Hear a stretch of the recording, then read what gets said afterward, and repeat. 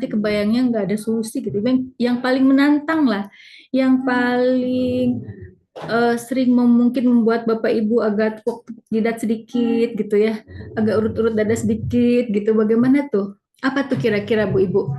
Komunikasi dalam hal apa? Atau situasi seperti apa yang membuat Bapak Ibu seringkali merasa tidak mudah atau bahkan sebaliknya eh, sangat begitu mudah berkomunikasi dengan dunia anak-anak yang sekarang jauh berbeda dengan kita dulu. Mangga Bu Ibu, eh, siapa yang mau sharing nih? Boleh dari ini partisipannya ada 25 nih yang tampak di layar, ada Bunda Biru, ada Bu Evi Safitri, ada Bu Lisa. Bu Lisa lagi nyetir, hati-hati Bu. Ada Bu Ucu nih. Ibu di Tasik apa di Bandung, Bu? Di Bandung, Bu Witrin, alhamdulillah. Iya, mangga Bu, kalau mau sharing Bu. Ada ini Bu Agustina. Ya betul ya, Bu. Oh, ada Pak Asep Rohmat. Pak Asep Rohmat itu siapa? Oh, Pasir Angling. Ayah dari kelas 7 Anissa. Anissa. Pak Asep, apa kabar Pak Asep? Saya dengan Oh, ibunya. kenal ibunya. Oh, baiklah. Baru saya mau muji, Bu. Ya Allah, bapak-bapak ikut parenting. Ini banget, keren gitu. Ternyata ibunya nggak apa-apa. Biasa. Iya, iya, nggak apa-apa, Bu. Ada Ibu Lilis, ada eh, Bu Eti. Oh, ini Bu Eti temennya Bu Isur ya? Apa kabar Bu Eti? Alhamdulillah baik. Lagi di sekolah. Oh iya, iya, iya. Ada Bu Diana, ada Bu Erna, Bu Ike. Mangga Bapak Ibu ada yang mau sharing bagaimana pengalaman Bapak Ibu menghadapi anak-anak di usia K7 ya? Gimana tuh perbandingannya ketika waktu mereka SD misalnya, atau yang orang tuanya K7, K8, K9, ada beda nggak berkomunikasi dengan ketika anak-anak Bapak Ibu di usia K7?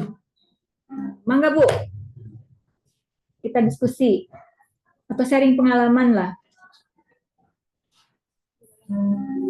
Ada siapa lagi Bu Win? Ada Ibu Rosa, ada Ibu Fatona. Oh ada Pak ini Pak Andri. Pak Andri di mana nih Pak Andri? Di Bandung apa di Jakarta ya? Di Jakarta, lagi di kantor. Oh lagi di kantor. Oh baiklah. Terima kasih sudah menyempatkan diri.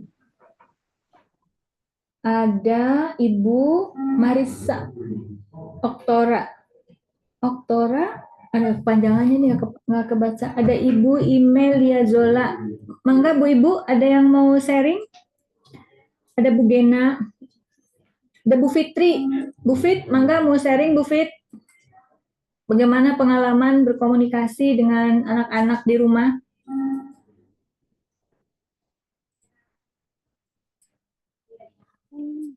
Lagi nugas dulu, dengar dulu yang lain ya. Oke. Oh ini lagi Sambil nugas. ya? Sambil sambil menjalankan itu ya tugas negara ya Bu Fit? Iya, insya Allah. Iya, Ngalalanya amal soleh. iya, iya. Amin, amin, amin. Mudah-mudahan. Ini ada Bu Dewi. Bu Dewi, boleh boleh buka kamera Bu Dew. Saya mau lihat mau apa? Mau kenal dengan Ibu Dewi itu yang mana? Itu mohon maaf ya Bu. Kalau memungkinkan ya Bu. Oh di kantin juga. Oh lagi menjalankan tugas Ibu Negara juga. Baiklah. Geser lagi Bu Win. Ada lagi? Habis. Oh, makan apa? Makan roti. Kalau gitu ke Ibu Safitri aja. Nah, gitu. Oh, ada Bunda Biru. Ini Bunda Biru di Pontianak ya? Di Bandung. Oh, bukan Bunda Biru. Itu kan SMA. Maaf, maaf. Di SMA ada Biru namanya. Saya pikir Bunda Biru. Iya, iya. Salam kenal Ibu, hapunten. Saya pikir Ibu ibunya Biru. Iya, ya saya ketukar-tukar. Ya, ada Ibu siapa lagi ya? Ibu Anita. Ibu Anita yang mana ya, Bu? Boleh buka kamera, Bu? Bisa, Bu. Udah susah kayaknya. Oke. Baiklah, Bu Ibu. Ini Alhamdulillah Bu Nianya sudah hadir. Siap, Bu Ni? Mau tarik nafas dulu. Ayo. Ya. Ya, Bu Ibu nanti sharingnya dengan Bu Nia ya, Bu, dilanjut. Bu itu diperkenalkan aja dulu. Oh iya, Bu Ibu, saya mau memperkenalkan tim BK Squad di SMP di sekolah Al Kausar ya. Jadi ada kalau di SMA itu ada saya sebagai WKBK-nya, di SMP itu ada Bu Wiwin WKBK-nya. Tapi kalau departemen BK di SMA itu ada, kok saya jadi Pak Balit begini ya? Jadi maksudnya SMP dan SMA itu guru BK-nya teh eta keneh gitu ya Bu Ibu. Ada saya, ada Bu Wiwin tugas utamanya ada di SMP, ada Bu Nia juga di SMP, di SMA, ada Bu Diah Puspasari, mungkin beberapa sudah kenal, ada Pak Yusuf juga saya lihat hadir di Zoom.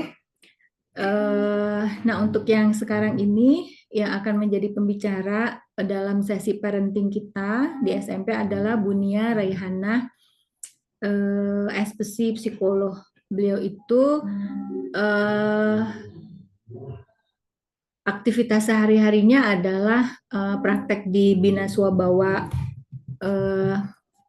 klinik psikologi ya, Bina Swabawa, kemudian menjadi psikolog sekolah, psikolog tumbuh kembang anak di beberapa sekolah dasar ya, Bu Nia ya. SMP dan SMA juga, SD, SMP, SMA. Oh, diborong tuh. Bu Nia itu ya kayaknya menghabiskan waktunya bergulat dalam urusan tumbuh kembang anak di level itu tadi ya, anak-anak sampai remaja. Tentu saya tidak meragukan pengalaman Bu Nia dalam berinteraksi dengan anak-anak di sekolah. Sesi ini adalah sesi sharing kita semua ya Bapak Ibu. Bapak Ibu boleh sharing tentang pengalaman di rumah, nanti Bu Nia bisa sharing pengalaman beliau ketika di sekolah menghadapi anak-anak yang nano-nano gitu. Semoga kita bisa mendapatkan informasi baru tentang bagaimana membangun komunikasi. Tentu pengalaman Bapak Ibu dengan anak-anak yang sudah besar-besar, harta karunnya banyak saya pikir gitu. Nah, momen ini ayo kita diskusi, sharing dengan ibu-ibu yang lainnya, bapak ibu-ibu yang lainnya. Mudah-mudahan kita mendapatkan sesuatu ya, Bapak Ibu, bukan hanya sekedar berbicara dan ngumpul saja gitu. Baik, tadi sudah dibuka sebetulnya oleh Bu Wiwin dengan basmalah, tapi saya akan kembali mengajak Bapak Ibu untuk ngefokus lagi dengan membaca basmalah kembali. Bismillahirrahmanirrahim. Mudah-mudahan diskusi kita, parenting kita jadi berkah buat kita semua. Terima kasih Bapak Ibu. Mangga Bu Nia.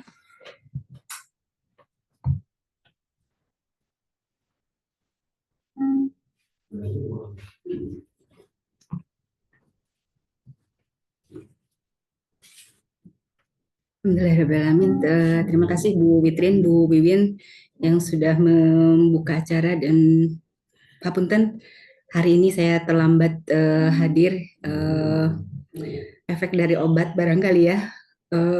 Jadi sulit sekali untuk pemanasannya. Bismillah, hari ini saya diamanahi untuk membongkar harta karun dari Bapak dan Ibu semua barangkali ya di ruang Zoom dan juga di ruangan. Kita akan belajar bersama terkait dengan bagaimana membangun komunikasi pada remaja. Bismillahirrahmanirrahim. Asyhadu alla ilaha illallah, asyhadu anna Muhammadar Rasulullah. Rabbi shrah li sadri wa yassir li amri wahlul 'uqdatam min lisani yafqahu qawli waj'alni waziran min ahli. Kenapa kita mau membongkar harta karun bersama? Karena saya juga masih belajar. Kita sama-sama belajar. Saya masih punya remaja juga, gitu ya, yang perlu untuk sharing pengalaman dari Bapak dan Ibu semuanya, gitu. Baik, saya sudah titip PPT ke Bu Wiwin. Barangkali kita bisa, ya. Saya ingin tahu dulu pengalaman Bapak dan Ibu semuanya terkait dengan mendampingi putra-putri yang sudah remaja. Ini dalam hal komunikasi khususnya, itu apa saja yang dialami oleh Bapak dan Ibu semuanya? Iya, silakan Ibu. Perkenalkan saya ibunya dari Pembinaan Ajan Putri kelas 9. Kebetulan saya juga seorang guru sudah 20 tahun, tapi di dunia pendidikan anak TK, anak balita, sekarang di daycare. Jadi saya paham ilmunya untuk anak-anak seperti apa, tapi ternyata untuk berkomunikasi dengan anak sendiri sulit. Saya udah belajar lagi. Mungkin karena kalau misalnya ngawak anak kecil ya balita, tahulah seperti apa. Waktu anak saya SD juga masih bisa tanda kutip dikendalikan, nurut gimana Ibu. Sudah masuk SMP kelas 1, kebetulan anak saya baru di sini kelas 2 dan kelas 3. Jadi sebelumnya di pondok gitu kan. Itu pun ke pondok dengan referensi dari psikolognya di SD bahwa tidak apa-apa tanda kutip dipaksa gitu kan. Karena memang situasi kondisi harapannya bisa lebih aman di pondok gitu kan. Ternyata sedikit memaksakan itu mungkin menjadi menambah luka batin anak gitu ya, jadi ada mungkin dendam segala macam. Baru terasa sekarang sudah pindah di sini, alhamdulillah enjoy banget di sini, dia sama teman-teman dan lingkungannya. Jadi kalau misalnya saya lihat dia ngobrol sama temannya, ketemu sama guru segala macam, dia happy, matanya segala macamnya gitu kan, gesturnya gitu kan, manja segala macam. Tapi pas ketemu ibunya tuh kayak Tom and Jerry. Jadi setiap misalnya ditanya berusaha untuk memilah-milih kata yang baik, tidak menyinggung, tidak menjas itu. Tapi kayaknya dia belum apa-apa sudah memasang alarm yang ada blocking duluan begitu kan. Jadi mau masuk dari manapun juga kayaknya salah gitu, serba salah. Sampai bingung sendiri, gimana caranya, bahasa baik sudah, bahkan untuk dipeluk atau di apa namanya di secara ini juga biasanya menolak gitu kan. Katanya tidak terbiasa atau apapun itu ya. Jadi secara komunikasi sulit untuk masuknya. Kemudian mau dirusak desain bagaimana juga dia kayak menolak. Sementara ke orang gurunya tuh yang langsung dia mau itu bagaimana, kenapa sih apa ada marah atau seperti apa gitu. Itu yang di sini ya. Kemudian kakaknya juga usia 25 tahun, apa sama gitu. Jadi kalau misalnya kita kan sebagai orang tua ada kekhawatiran walaupun anak sudah mandiri ya, bukannya poin, tapi anak-anak itu terkesan seperti apa sih ibu banyak nanya, kepoin segala macam gitu. Jadi merasa serba salah aja. Sementara satu sisi khawatir, pengen lebih tahu kan anak di luar itu seperti apa, sama siapa yang menimba informasi ini, belum apa-apa, baru menyapa aja, hello segala macam, langsung mutlak gitu kayak. Perempuan juga? Perempuan, yang di sini perempuan, yang besar perempuan. Tapi justru komunikasi saya lebih cair sama yang laki-laki, yang anak tengah gitu. Jadi padahal dia juga tidak berada dekat saya. Waktu itu di pesantren di Jawa juga lama, berapa lama, tapi dia itu apa-apa malah sampai hal kecil seperti ada jerawat apapun dia itu pasti nelfon, pasti apa-apa tuh keputusannya harus dari ibu. Nah semenjak usia dia 20 tahun saya menyadari bahwa tidak boleh apa-apa dia keputusan dari ibu. Akhirnya saya mulai ngasih pengertian bahwa kamu seorang laki-laki suatu saat menjadi leader dimanapun ataupun dalam rumah tangga. Saya mulai melepaskan ketergantungan dia dan saya, dan setelah melepaskan itu dia malah jadi mungkin komunikasi kurang, tapi tetap kalau ada apa-apa komunikasinya lebih cair daripada anak-anak yang perempuan. Seperti itu. Oke. Iya, unik ya. Luar biasa. Baik, mudah-mudahan nanti kita terbahas gitu ya. Punten tolong ingatkan nanti kalau misalkan nanti kelewat juga untuk pembahasan ini nanti ada sesinya itu fase apa dan sedang dalam tahapan perkembangan apa gitu. Baik, itu untuk yang dari ruangan. Ada yang mau sharing dari ruang Zoom tentang pengalaman berkomunikasi dengan putra-putri remajanya?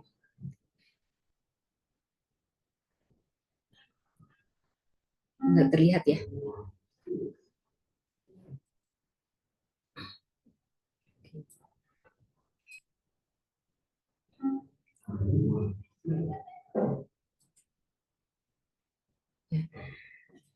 Baik, kalau misalkan ada di ruang Zoom juga ada yang mau dituliskan, silakan dituliskan saja.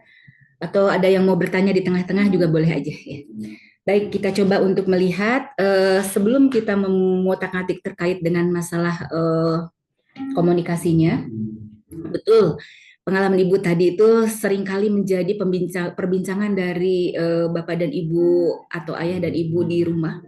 Kalau ke sekolah pun itu yang dikeluhkan gitu. Kenapa bisa sampai ada blocking antara kami orang tua dengan putra-putri kami gitu. Sebelum kita masuk ke bagaimana cara berkomunikasi yang efektif dengan anak-anak remaja, kita coba mengetahui dulu tahapan perkembangan mereka itu sebetulnya sedang dalam tahapan apa. Boleh berikutnya Bu Win?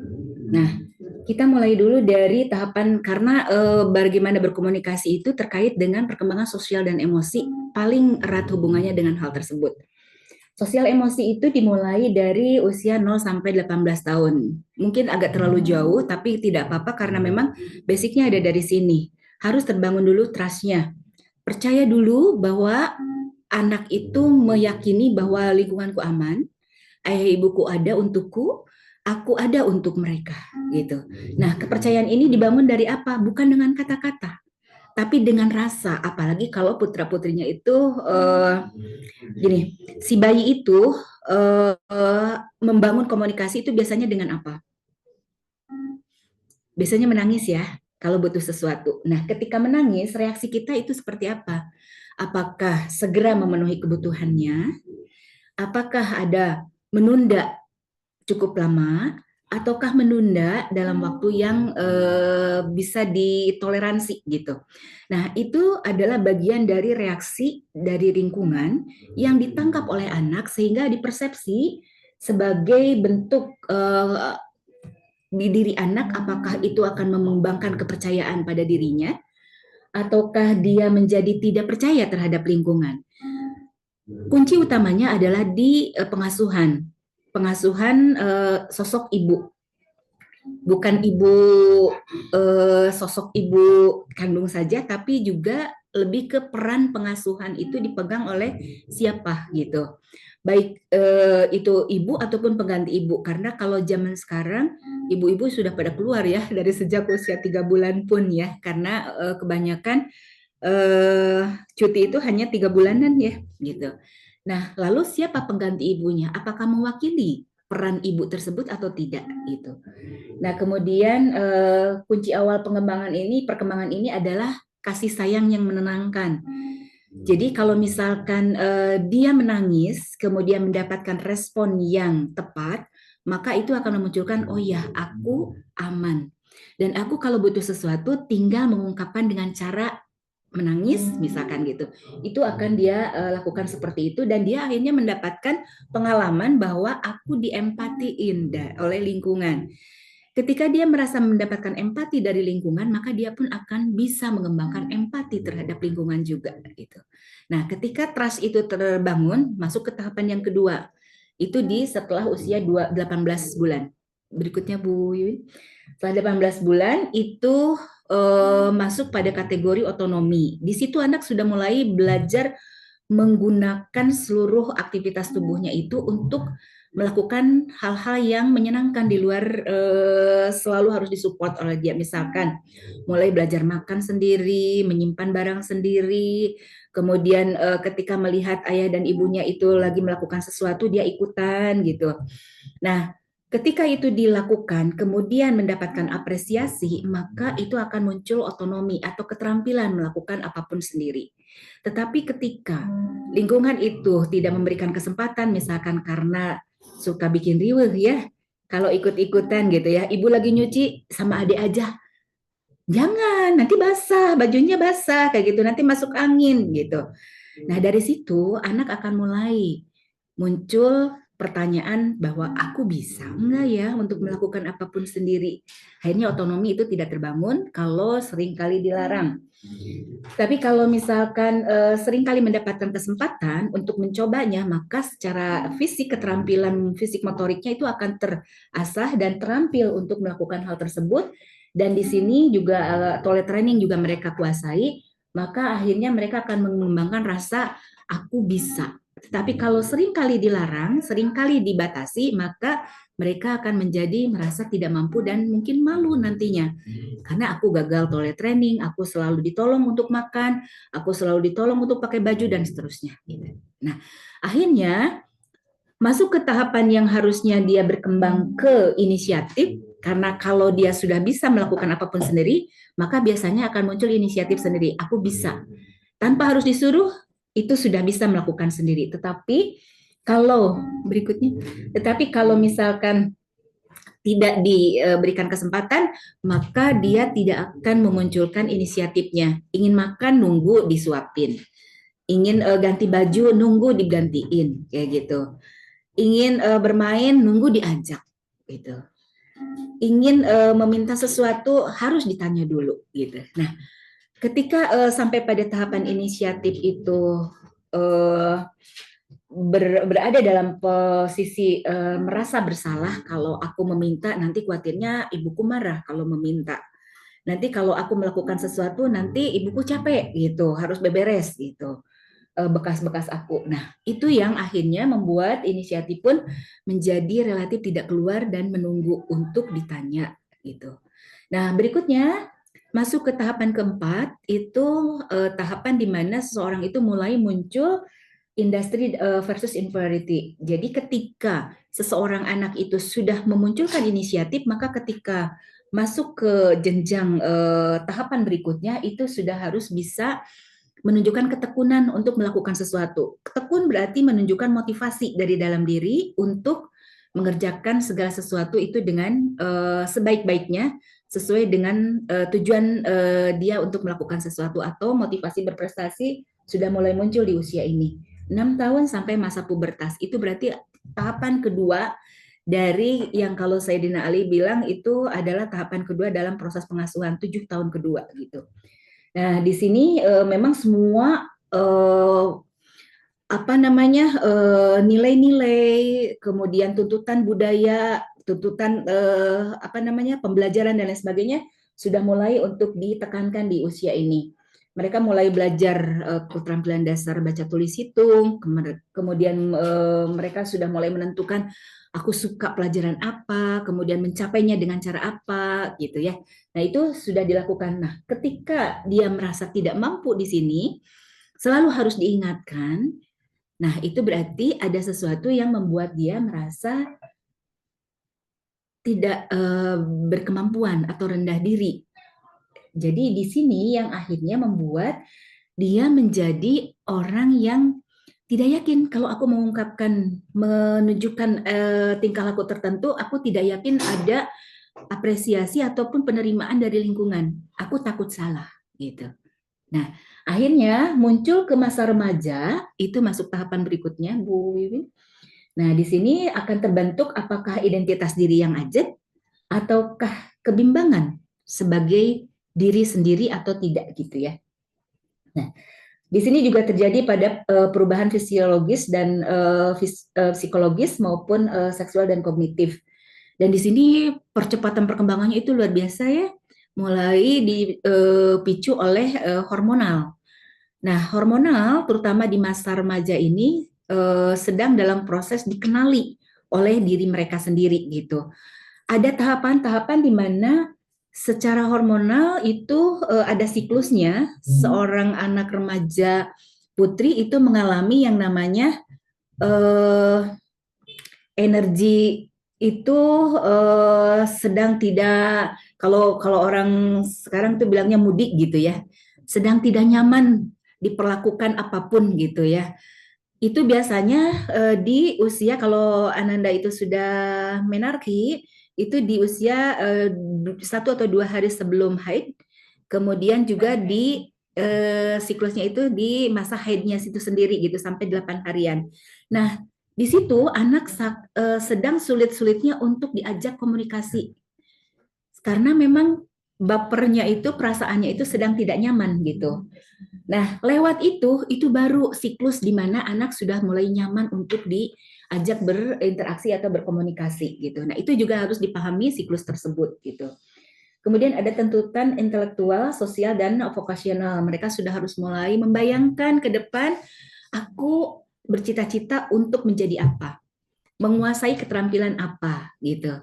Nah, ini juga harus sudah mulai ditelusuri, bahkan dari sejak mereka masuk TK sekalipun itu harus sudah mulai bisa ditelusuri sukanya apa, bermain dengan cara bagaimana kayak gitu ya, suka menyendiri atau suka dengan permainan kelompok misalkan kayak gitu. Nah, itu juga harus dikenali.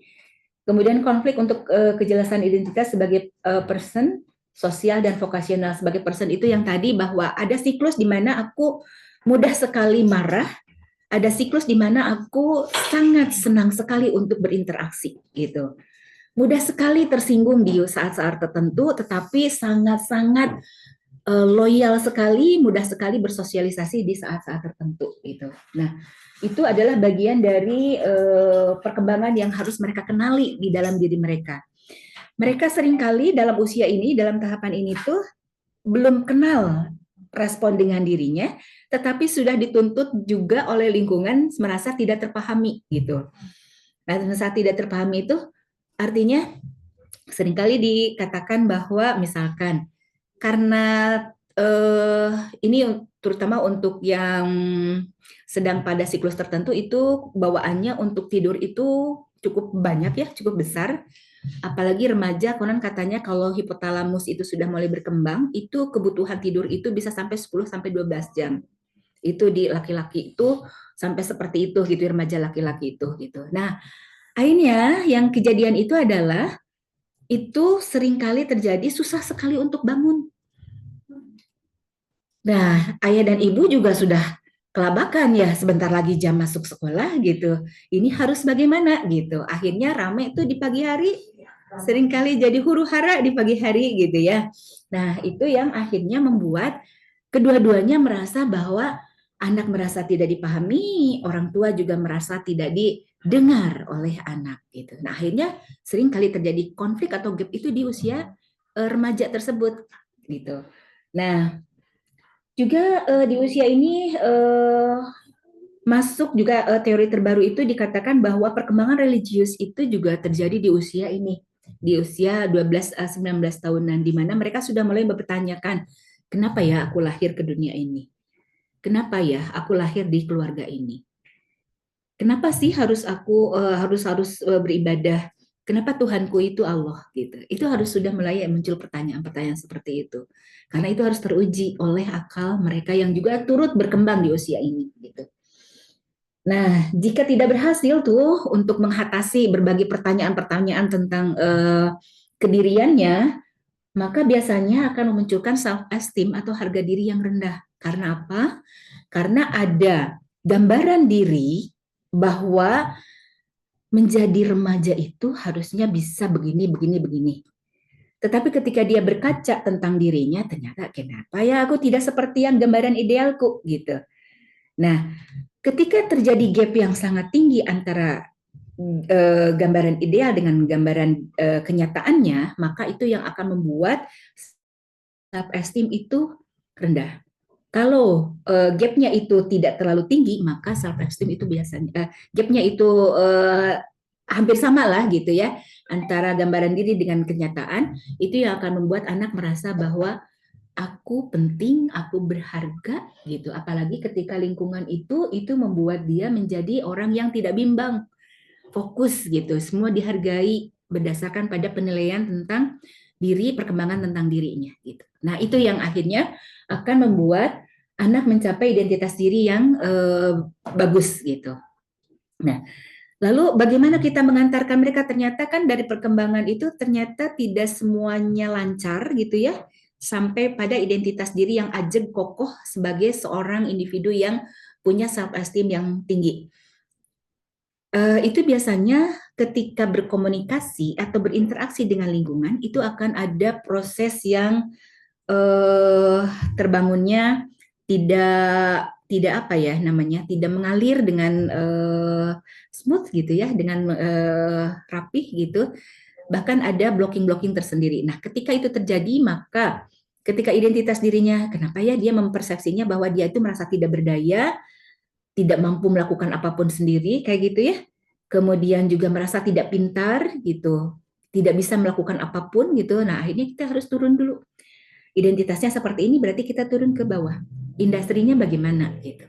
Kemampuan dia untuk mewujudkan prestasi atau memotivasi dirinya seperti apa. Ketika motivasinya juga tidak ada, kita turun lagi tahapan berikutnya. Inisiatifnya ada atau tidak. Ketika tidak ada, inisiatifnya segala sesuatu harus diingatkan, maka turun lagi ke otonomi.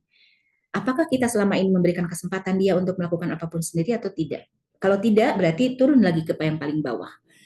Di kemampuan untuk membangun trust-nya, percayanya atau tidak gitu. Nah, ketika kita komunikasi itu ada kendala, itu dicek di tahapan tersebut gitu. Ada di manakah kendalanya gitu. Nah, kita masuk sekarang ke tahapan komunikasi. Komunikasi itu apa gitu? Berikutnya Bu Woyin. Nah, ini jadi tugas kita adalah bagaimana harus membangun atau meningkatkan percaya diri di remaja. Identifikasi penyebabnya yang tadi kita turun dulu kalau itu tidak teridentifikasi di tahapan yang sekarang sudah tercapai atau belum. Dan butuh dukungan emosional dan periman sosial, sama prestasinya ada atau tidak, sama bagaimana mereka mengatasi masalah. Apakah muncul inisiatif atau tidak, dilakukan sendiri atau tidak gitu. Baik, berikutnya. Nah, kita masuk ke definisi. Definisi komunikasi itu apa? Itu adalah komunikasi itu terjadi saat satu sumber menyampaikan pesan kepada penerima dan dengan niat sadar untuk mempengaruhi perilaku mereka gitu. Misalkan, nak, tolong ambilkan gelas. Itu kan berarti dengan niat sadar bahwa anaknya diminta untuk membawakan gelas gitu. Itu ada niat seperti itu gitu. Nah, bentuk komunikasi itu ada dua, ada verbal dan non-verbal. Nah, verbal itu secara lisan, kalau non-verbal itu sesuatu yang tidak terlisankan tapi terbaca sebagai suatu pesan yang ditangkap oleh anak. Gitu. Ya. Baik, berikutnya. Nah, kekeliruan komunikasi itu seringkali terjadi karena banyak hal. Yang pertama itu karena bahasa tubuh yang tidak terbaca. Bahasa tubuh itu gerakan tubuh kita ya. Kalau misalkan sambil berbicara begini, tapi kita nih sambil mengetuk-ketuk kayak gitu. Atau misalkan sambil lihat-lihat ke kanan, ke kiri, ke atas, ke bawah kayak gitu. Padahal anak ada di depan kita gitu. Atau misalkan sambil anak ada di depan kita, kemudian kita coba untuk sambil tetap melakukan apapun yang kita sedang tuntaskan karena merasa tanggung. Jadi anak merasa tidak dilihat atau tidak diperhatikan gitu. Itu bisa sebagai bentuk bahasa tubuh. Kemudian juga ada yang tidak mendengarkan perasaan. Nah, ini yang seringkali terjadi gitu. Nada bicara aja dari seorang anak itu sudah menunjukkan emosi tertentu. Dan ini yang butuh untuk dikenali oleh kita yang kadang-kadang luput ya, gitu, untuk bisa memaknakan hal tersebut. Kemudian kadang-kadang kita menggunakan 13 gaya tradisional dalam berkomunikasi dengan anak. Apa itu? Nanti kita coba bahas apa saja gaya tradisional yang membuat persepsi anak terhadap apa yang kita sampaikan menjadi tidak sesuai dengan yang kita inginkan. Gitu. Baik, berikutnya. Ke halaman sebelumnya. Nah, ini. Dari temuan itu ternyata bahwa yang namanya kontribusi dari bahasa tubuh justru ada di 55% terhadap keberhasilan dalam komunikasi. Sedangkan kata-kata memegang peran hanya 7% saja. Nah, selebihnya itu ada nada suara gitu. Ini bisa dicoba nanti oleh ayah dan ibu nanti di rumah ya, terkait dengan betul nggak hanya 7% peran kata-kata itu dibandingkan dengan bahasa tubuh dan nada suara gitu.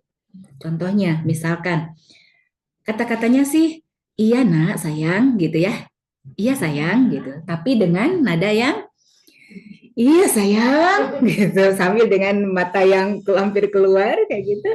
Itu sudah menunjukkan bahwa ini tuh ibuku tuh benar-benar sayang atau nyungkun gitu ya. Tahu mungkin ya bahasa Sunda nyungkun gitu. Apa ya bahasa Indonesianya ya? Nyindir gitu ya, sindiran kayak gitu. Sayang tapi kok pakai melotot dan pakai kata penekanan begitu gitu ya, nada suaranya gitu. Nah, itu juga bagian dari proses yang perlu kita kenali di kita gitu. Kenapa ya ketika kita bilang seperti itu, tapi anak malah marah, ibu mah gitu. Nah, itu yang barangkali ada nada suara yang tidak tepat atau bahasa tubuh yang kurang bisa termaknakan oleh anak sebagai satu hal yang mendukung pada komunikasi yang sedang dilakukan tersebut gitu. Ya, kebayang ya di sini 55% bahasa tubuh itu memegang peranan. Berikutnya kita masuk ke yang tadi 10 gaya bahasa tradisional. Nah, ini ada 2 bentuk komunikasi, sebetulnya berawal dari pola asuh ya. Pola asuh itu ada otoriter, ada permisif, satu lagi ada demokratis gitu. Nah, demokratis itu nanti kita bahas kemudian. Kita coba lihat dulu kenapa kita bahas dulu yang justru yang tidak baiknya ya gitu, karena barangkali itu yang perlu kita sisir terlebih dahulu gitu ya. Nah, untuk yang otoriter itu ada memerintah biasanya. Itu biasanya kalimat pagi hari itu, nah ayo cepetan bangun, ini sudah jam sekian. Aku banget ya. Iya. Kemudian disusul lagi dengan mengancam gitu. Awas loh, nanti kalau misalkan kayak gitu, nanti kalau terlambat gimana? Nanti kena konsekuensi lagi gitu di sekolah gitu. Lanjut lagi dengan ceramah. Tambah panjang gitu. Kamu tuh gimana sih sudah kelas 8 tapi masih saja harus diingatkan, padahal sudah besar misalkan kayak gitu. Nah, itu yang akhirnya membuat pagi hari menjadi tidak kondusif ya. Itu padahal harusnya pagi hari itu membangun aura menyenangkan gitu ya dan happy gitu ya ke sekolah tuh gitu. Nah, kemudian ada juga yang mengintegrasi itu misalkan gini, pulang sekolah terlambat gitu. Itu pasti yang pertama kali kita keluar kalimatnya itu apa? Kalau datang nih anak datangnya telat gitu. Dari mana? Kenapa baru pulang kayak gitu? Betul, itu kalimat-kalimat interogasi. Dan ketika anak bilang bahwa tadi aku habis kerja kelompok dengan teman, masa kerja kelompok segitu sampai malam kayak gitu, ngapain aja kayak gitu. Nah, itu yang akhirnya membuat anak menjadi merasa sedang di interogasi kayak gitu, sedang dihakimi kayak gitu ya. Nah, akhirnya muncul kata-kata, iya tapi kan kerjaannya itu memang banyak, jadi harus dikerjakan bareng-bareng daripada besok aku terlambat mengumpulkan kayak gitu. Kamu mah dasar pingin main we gitu, itu ngecap gitu. Nah, kemudian membandingkan kakak kamu aja itu kerja kelompok bisa, tapi pulang masih di bawah maghrib gitu, sebelum maghrib misalkan kayak gitu. Nah, itu artinya sudah mulai membandingkan dengan anak yang lain gitu. Kemudian menyalahkan, kamunya kali lelet kayak gitu, harus lebih cepat atuh gitu. Nah, itu adalah bagian dari menyalahkan atau mendiagnosa gitu. Nah, kemudian ada juga yang permisif itu seringkali merasa bahwa kita sudah punya pengalaman lebih kemudian ketika ada proses komunikasi terjadi, misalkan anak ketinggalan barang, itu akhirnya ibunya memberikan solusi, tenang, nanti ibu anterin ke sekolah gitu. Itu adalah memberikan solusi gitu. Kemudian mengalihkan atau suap, misalkan ibu kapan sampainya, ini capek banget kayak gitu, sebentar gitu. Sebentar, 10 menit kemudian, ibu mana? Katanya sebentar gitu. Iya, nanti sebentar lagi gitu. 10 menit kemudian nggak nyampe juga. Ibu ini tuh gimana? Sebentar. Nantilah kalau sudah sampai ibu kasih kasih permen deh gitu. Nah, itu adalah bagian dari mengalihkan, menghibur dan menyuap gitu. Sama membohongi juga ya sebentarnya, tapi mungkin membohongi di sini beda persepsi ya. Sebentarnya ibu itu mungkin beda dengan sebentarnya anak gitu. Nah, mungkin itu yang perlu disamakan. Sebentar, 10 menit lagi gitu. Kayaknya 10 menit gitu. 10 menit itu segimana? 10 menitan. Menitan gitu ya. Menitan tuh menitnya tambahnya panjang. Nah, atau menjamin gitu. Misalkan dia konflik dengan teman kayak gitu. Itu dibilang bahwa, "Ibu, aku sebel banget sama temanku. Kenapa?" "Iya, karena aku dibilang jelek," kayak gitu. "Enggak kok, kamu cantik banget," kayak gitu. Tapi tidak dibantu untuk membangun persepsi tentang konsep cantiknya, gitu. Yang di kepala anak itu konsep cantik itu adalah model Barbie, gitu. Sedangkan dia tidak ingin rambutnya keriting, gitu. Nah, itu yang mungkin akan membuat dia merasa bahwa enggak kok gitu, merasa aku dibohongi gitu. Nah, kemudian kalau di urusan menjamin itu lebih pada misalkan aku sudah berusaha untuk mengerjakan ini, tapi kenapa aku nilainya selalu jelek gitu. Nah, kemudian ibunya bilang bahwa coba kamu kerjakan ini, pelajari ini 2 atau 3 kali pasti bagus gitu. Tanpa mempedulikan, tanpa mengecek dulu bahwa potensi anak memang tidak mumpuni di urusan bikin puisi misalkan kayak gitu. Jadi ketika dia berusaha untuk membuat puisi kembali 2-3 kali sesuai dengan saran ibunya, tapi ternyata garing banget gitu puisinya dan tidak nyambung gitu. Ibu bohong. Katanya aku kalau latihan 2-3 kali aku akan bisa bagus untuk bikin puisinya gitu. Atau untuk pelajaran yang lain juga sama misalkan kayak gitu. Kalau 3 kali aku belajar ini ternyata kata ibu aku akan bisa perkalian, tapi ternyata aku lupa lagi gitu. Ibu bohong misalkan gitu. Nah, itu adalah bagian dari kalimat menjamin. Nah, mungkin tidak sadar kalimat-kalimat tersebut seringkali kita lontarkan dalam keseharian sebagai bentuk karena kita sebetulnya sayang sama dia, sama anak kita. Kalau tidak dihibur, nanti bagaimana? Kalau tidak dibangun harga dirinya atau keyakinannya, nanti gimana? Gitu. Nah, itu yang akhirnya akan membuat anak merasa bahwa aku dibohongi, aku dijamin sesuatu yang tidak benar, kayak gitu ya. Dan aku bisa ngandelin orang tuaku gitu, karena ketika aku bilang aku butuh bawa benang kasur buat besok, ibunya langsung nyariin kayak gitu. Nah, itu yang akhirnya membuat segala sesuatu itu ngandelin. Mending kalau itu jauh hari sebelumnya ya, bisa dicari bareng-bareng. Tapi kalau disampaikannya itu tadi malam, padahal hari ini pagi-pagi itu harus sudah ada, itu kan repot sekali gitu ya.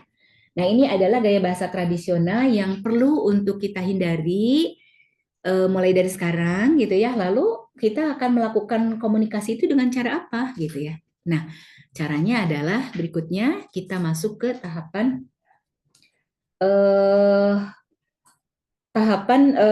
mengecek dulu ini sebetulnya masalahnya masalah siapa, kemudian yang mengalami kesulitan itu siapa, dan ini kehendak siapa yang tidak tercapai gitu. Misalkan ada masalah misalkan ketika mereka sudah selesai mandi, handuk itu tergeletak begitu saja di tempat tidur gitu.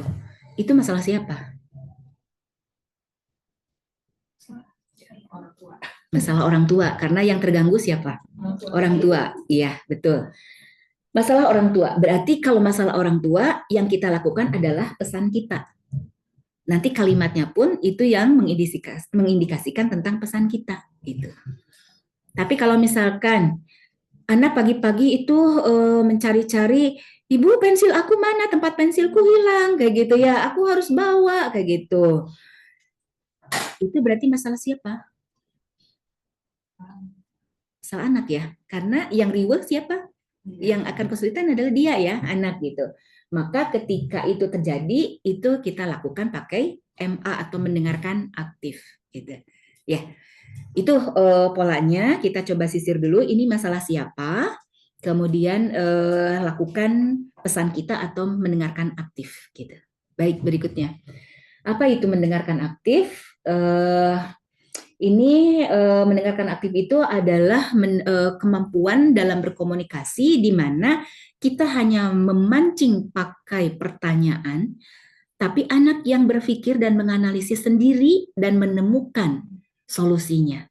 Kita hanya mengawal aja dengan mengungkapkan atau mengutarakan pakai kalimat-kalimat yang akan bisa membangun kemampuan tersebut gitu. Nah, lakukan itu syaratnya ya, lakukan hal tersebut itu saat emosi sudah reda. Anak tenang, kita juga tenang. Kalau kita belum bisa melakukan, belum reda kemarahan kita, maka jangan paksakan untuk melakukan MA. Tapi lakukan dulu me time atau time out. Gitu. Kemudian langkah dalam mendengarkan aktif itu ada 3 langkah utama, langkah besar. Yang pertama itu selalu tanyakan perasaan. Validasi dulu perasaannya. Kemudian tanyakan alasan dan kronologis kenapa sampai merasakan hal tersebut, kemudian membangun empatinya. Nah, kemudian yang ketiga adalah tanyakan langkah atau antisipasinya. Nah, kira-kira kalau masalah yang tadi, masalah anak mencari barang yang harus dibawa ke sekolah, kira-kira pertanyaan pertamanya apa?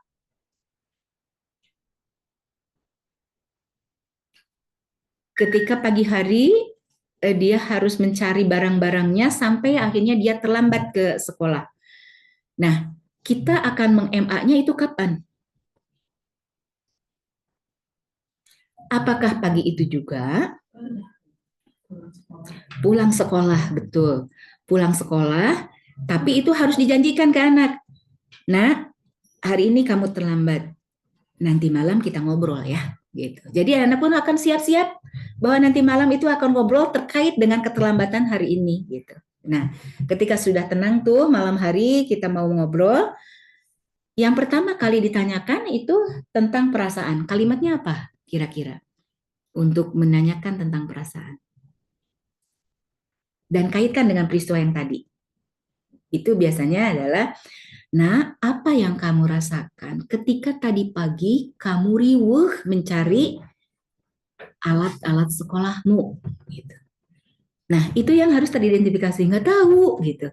Coba kamu hayati kembali saat itu. Kamu kesel, marah, sedih, kecewa, atau apa? Aku marah. Gitu. Ketika dia sudah bisa mengidentifikasi marah, berarti dia sudah tahu bahwa itu tuh adalah perasaan marah. Nah, oke, itu marah. Kalau marah, itu rasanya gimana? Enak atau tidak? Tidak gitu. Kenapa bisa sampai marah seperti tadi? Iya, karena aku mencari barangku tapi tidak ketemu. Kalau tidak ketemu, masalahnya kenapa? Emang kejadiannya bagaimana? Kamu menyimpannya waktu itu seperti apa? Nah, kalau begitu, kira-kira masalahnya ada di mana? Sampai dia bisa menyimpulkan ya, itu masalahnya ada di mana gitu. Nah, ketika dia sudah bisa menyimpulkan, iya, aku lupa menyimpannya, tidak segera masuk ke tas buat aku berangkat gitu. Nah, jadi itu yang sudah dia simpulkan terkait dengan perasaan terkait dengan perilakunya tersebut, kesalahannya ada di mana. Ketika kesimpulannya sudah ketemu, maka masuk tahapan yang ketiga. Biar tidak terjadi lagi, apa yang harus kamu lakukan? Gitu. Nah, di sini harus ada alternatif pilihan, misalkan Setiap kali aku selesai menggunakan, maka aku harus segera menyimpan ke tempatnya, ke tasku. Atau resikonya adalah aku harus punya waktu yang harus segera gitu. Tidak bisa ditunda. Kedua adalah jika aku memang tadi kemarin itu ada hal yang lebih penting, maka aku akan kembali ke tempat aku melakukan hal tersebut untuk menyelesaikan yang belum selesai dan aku harus segera mengembalikannya gitu. Atau yang ketiga adalah misalkan aku akan mengambil barangku saja, satu pensil yang aku butuhkan saja, yang lainnya aku simpan lagi dan aku menggunakan pensil yang aku butuhkan saja. Lalu aku selipkan di bukunya. Ketika buku aku masukkan kembali ke tas, maka sudah terbawa juga si pensil tersebut gitu. Nah, itu adalah bagian solusi yang mungkin bisa ditemukan oleh dia sendiri, juga mungkin ada ide-ide yang lain yang bisa dia ungkapkan. Kemudian tanyakan langkah antisipasinya. Nah, itu yang tanyakan langkah antisipasi itu dari pilihan A, B, C tersebut, kira-kira dia mau pilih yang mana? Kalau dia pilih yang A, itu resiko yang terbaik menurut kita, itu nggak apa-apa. Kalaupun dia memilih resiko yang terburuk pun, itu tidak apa-apa. Bagian dari proses yang harus kita bantu di anak-anak kita agar dia merasa tadi dipercaya untuk melakukan apapun sendiri, nanti dia bisa ke otonomi, aku melakukan sesuatu itu berdasarkan inisiatif sendiri dan nanti prestasi itu akan terbangun dengan sendirinya. Jadi tadi trust, otonomi, inisiatif sama kemampuan berprestasi itu akan terus terbawa karena kita percayai dia untuk bisa menyelesaikan masalahnya sendiri. Nah, syarat yang terakhir itu adalah lakukan MA itu harus berduaan, tidak boleh ngariung dalam diskusi keluarga gitu. Kalau dalam diskusi keluarga itu kemungkinan besar anak akan merasa apa? Malu dan merasa dihakimi juga, merasa bahwa semua orang itu menyalahkan ke dia gitu. Nah, apalagi kalau ikutan nimbrung, kakak, adik segala macam ikutan nimbrung, nenek, kakek juga ikutan gitu. Udah serasa dihakimi itu betul-betul gitu ya. Nah, itu yang di mendengarkan aktif gitu. Kemudian berikutnya adalah di pesan kita. Oh, sebentar. Nah, ini mendengarkan aktif yang tadi ya. Tanyakan ke diri kita, suasana hati kita sedang nyaman atau tidak? Kemudian kita sedang terlalu sibuk atau tidak, terlalu marah atau tidak, terlalu capek atau tidak. Nah, kalau kondisinya betul-betul sedang terpuruk, maka kita bisa minta me time atau time out. Misalkan ayah dan ibu yang pulang kerja disodori anak sedang bermasalah dan ingin ngobrol dengan kita atau kita butuh untuk ngobrol dengan dia gitu. Tetapi kitanya capek gitu. Kita kenali diri kita juga. Kita dalam kondisi capek begini butuh berapa menit untuk me time, untuk rilis dulu kayak gitu. Nah, kalau kita tahu bahwa oh kalau capeknya seperti ini, sepertinya 15 menit cukup gitu. Nah, itu minta waktu dulu. Sebentar ya, Nak. Ibu minta waktu dulu atau ayah minta waktu dulu 15 menit aja untuk lepas dulu lelah, nanti kita ngobrol ya gitu. Nah, itu nanti akan membuat anak pun merasa oh, aku diperhatikan. Aku hadir, ayahku hadir untukku, ibuku hadir untukku gitu. Tapi sekarang kondisinya lelah sehingga butuh waktu untuk me time, butuh waktu untuk istirahat terlebih dahulu gitu. Nah, jadi tidak apa-apa untuk menunda tapi jelas waktu tundanya. Tapi jangan sampai menundanya itu seminggu kemudian keburu lupa masalahnya gitu. Nah, itu yang perlu kita coba ukur juga di anak-anak kita kondisinya seperti apa. Oke. Baik, berikutnya. Nah, untuk pesan kita, prinsip-prinsipnya itu adalah pesan yang bebas dari menyalahkan anak, jadi tidak menjudgment gitu ya, kemudian hanya mengenai perasaan orang tua dan hal-hal yang mengganggu orang tua saja. Jadi fokus ke perilaku anak, jadi pisahkan antara anaknya dengan perilakunya gitu. Yang kita soroti itu adalah perilakunya, yang akan kita perbaiki adalah perilakunya. Kemudian juga fokus pada perasaan orang tua akibat perilaku anak tersebut. Kemudian jadi bukan merembet ke yang dulu-dulu gitu, tapi fokus ke yang memang akan diperbaiki dan kejadiannya baru terjadi gitu. Sebutkan dampak perilaku, sebab akibatnya seperti apa, kemudian tidak menggunakan nada yang negatif. Gitu.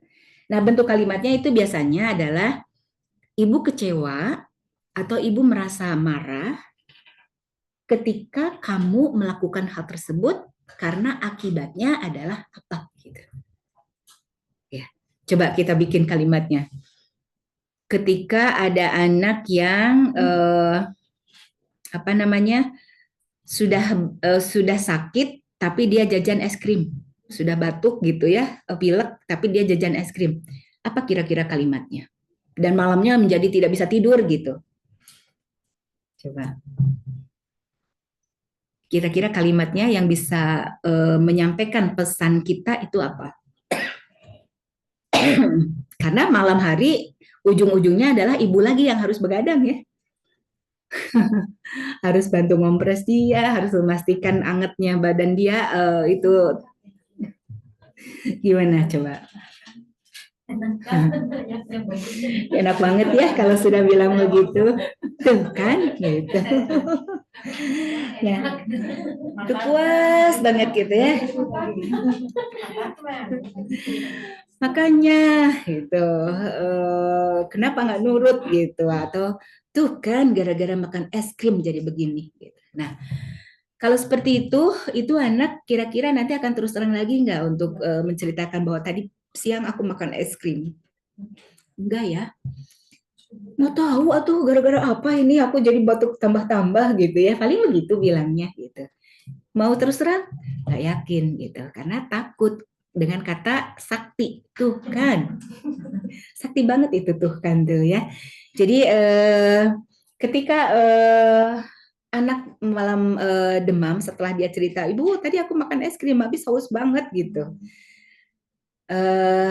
Sampaikan ibu kecewa karena kamu tadi makan es krim, padahal kamu kan sudah sakit berangkat dari rumah. Sekarang akibatnya malam hari kamu bisa tidur.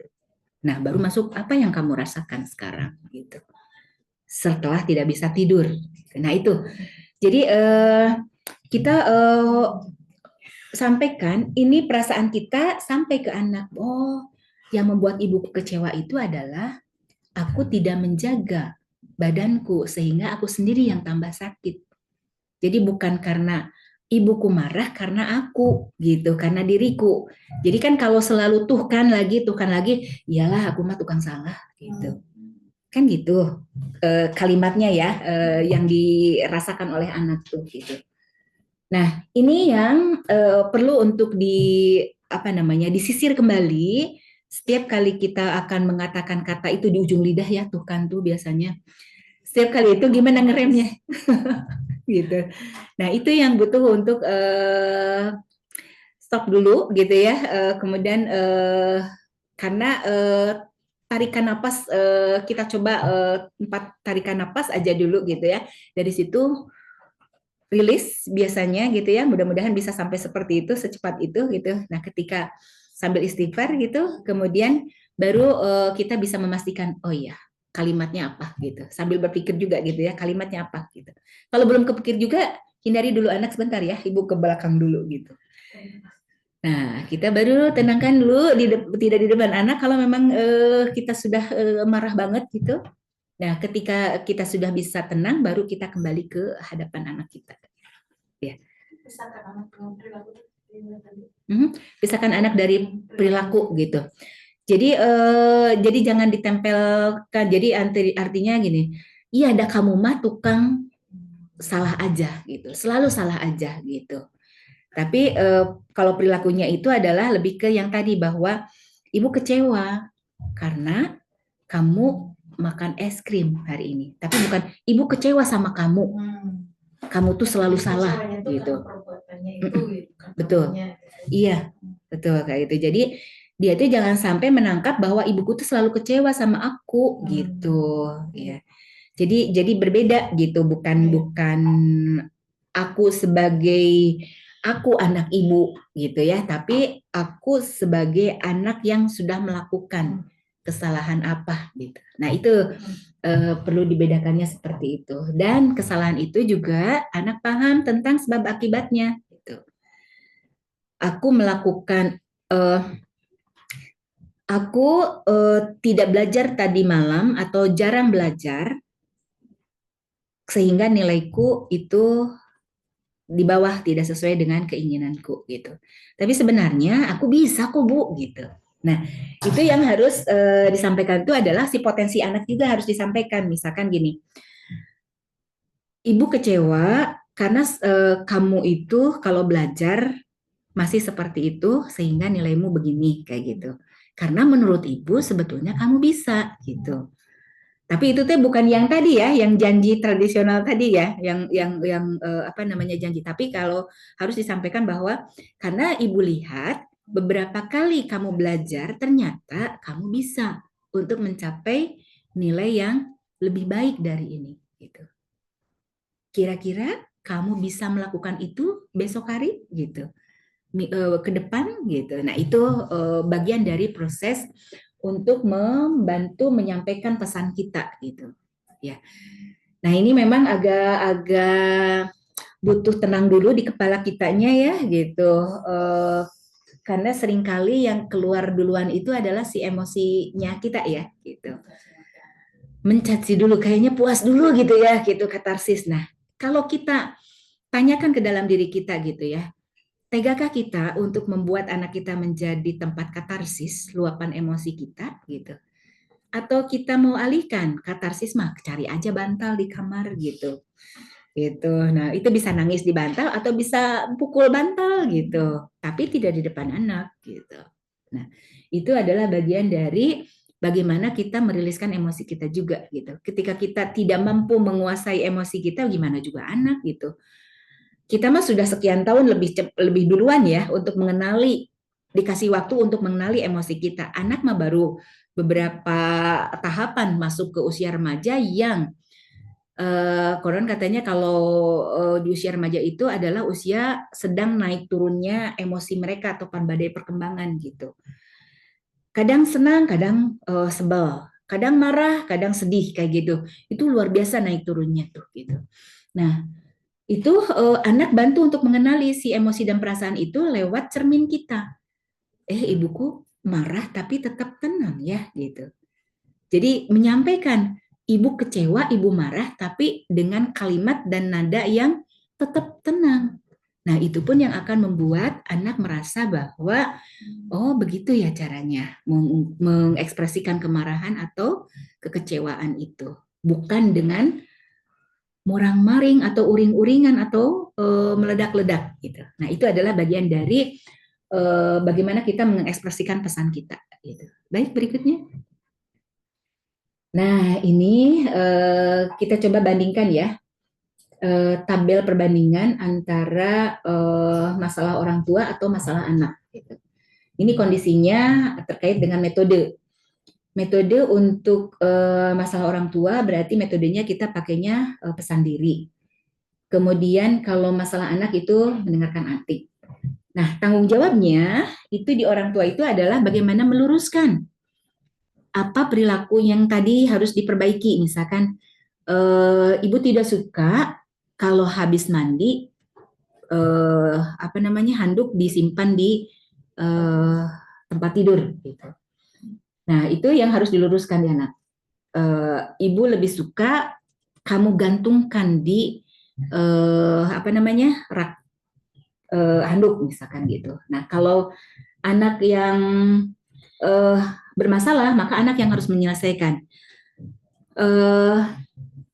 Ketika anak misalkan mencari mainannya gitu, tapi tidak ketemu, berarti itu kan masalah anak. Berarti lain kali dia harus menyimpan permainan alat mainan itu di tempatnya. Nah, itu berarti MA-nya ke arah sana agar anak bisa menyelesaikan masalahnya sendiri. Kemudian siapa yang memulai? Itu orang tua. Itu memulai dengan mengkomunikasikan emosi dan perasaan kita dengan penyebabnya. Kemudian kalau anak yang harus menyelesaikan, orang tua itu harus memancing komunikasi di anak. Tadi dengan menyampaikan kalimat-kalimat pertanyaan yang bisa membuat anak bisa menganalisis masalah. Kemudian orang tua bertindak sebagai apa? Sebagai orang yang mempengaruhi perilaku anak agar bisa berubah. Kalau di masalah anak, maka orang tua itu yang sebagai konselornya. Konselor itu adalah yang mengarahkan berbagai alternatif pilihan, anak yang harus memutuskan sendiri alternatif pilihan tersebut. Kemudian orang tua itu membantu untuk siapa, yang terbantu itu siapa. Kalau di pesandiri itu orang tua sendiri yang terbantu, karena handuk menjadi tidak berantakan setelah mandi. Kemudian kalau di mendengarkan aktif yang terbantu itu siapa? Itu anak. Anak tidak kesulitan lagi untuk mencari barang-barang yang diperlukannya karena dia sudah menemukan solusi sendiri gitu. Nah, ini adalah perbandingan bagaimana kita kalau kapan kita memakai pesandiri dan kapan kita pakai mendengarkan aktif gitu. Baik, berikutnya. Nah, kita coba masuk ke situasi seperti ini ya. Ketika meninggalkan piring bekas makan di atas meja, itu kira-kira masalah siapa? Masalah orang tua. Kira-kira pakai MA atau PD? PD. Kalau kita pakai PD berarti apa yang kita ungkapkan?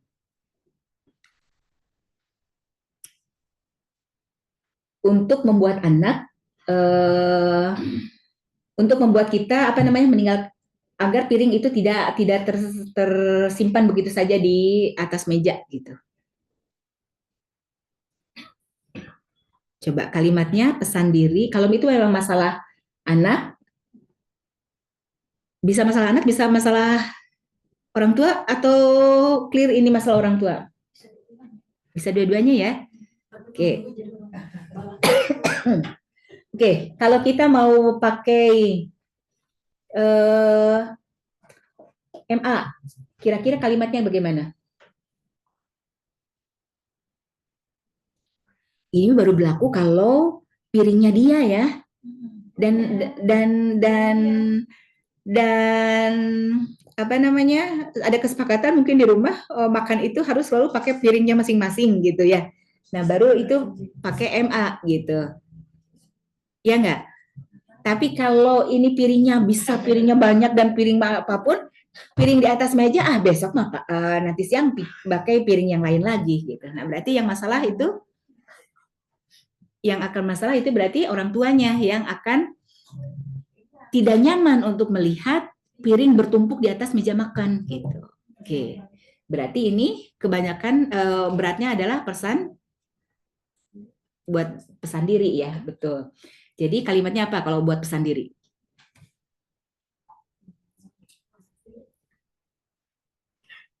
Kita kecewa atau marah atau kesel kalau piring ada di atas meja makan?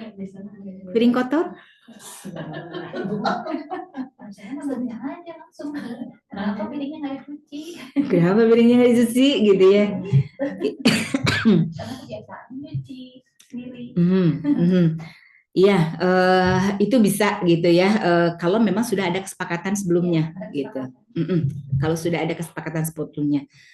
Atau bisa saja misalkan apa yang belum kamu kerjakan gitu. Sebentar, ada yang belum selesai. Jangan kemana-mana dulu, apa dulu gitu. Nah itu juga biar anak juga bisa Ya kalau masih di situ, kalau udah atas. Nah kalau sudah ke atas gimana coba? Paling saya juga suka manggil sih, maksudnya coba itu yang belum beres mana apa? Nah gitu. Karena dia tahu, iya belum nanti mah. Gitu kan. Oke, kalau anak bilang nanti, iya. Kalau anak bilang nanti, kira-kira nantinya seberapa lama? Apakah waktunya tertentu, jelas, atau gimana? Kalau ibu ingin jelas atau tidak? Jelas. Ya, kalau ingin jelas berarti sampaikan pesan kitanya gimana? Iya kapan? Iya. Kemarin kan banyak orang 2 hari kan. Udah 2 hari. Sehari, 2 hari, 3 hari.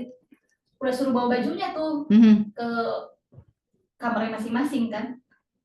Terus itu mau bulan keberapa diangkatnya? Gitu. Jadi soalnya apa coba? Nyungkun ya?